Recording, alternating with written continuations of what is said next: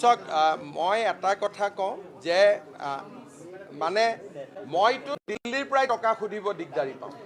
লণ্ডনৰ পৰাতো বেলেগ কথা মইতো সদায় চাওঁ যে মোৰ মানুহখিনিক মই কেনেকৈ সহায় কৰিব পাৰোঁ মইতো কাৰো ওচৰতে হাত পতাৰ মই পক্ষপাতি নহয় লণ্ডনটো দূৰৰ কথা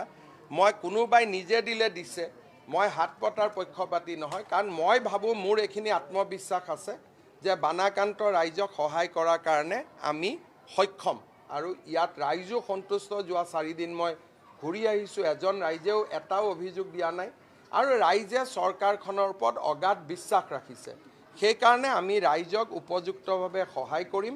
লণ্ডনত গৈ হাত পতাৰো আমাৰ কোনো প্ৰয়োজন নাই আমেৰিকাত গৈ হাত পতাৰ প্ৰয়োজন নাই কিন্তু কোনোবাই যদি নিজে অসমৰ বানপানী দেখি টিভিত দেখি ইউটিউবত দেখি ফেচবুকত যদি কোনোবা নিজে দান কৰে তাত আমি বেয়া নাপাওঁ অসমৰ মানুহেও আমেৰিকাত ভূমিকম্প দেখিলে দান দিব পাৰে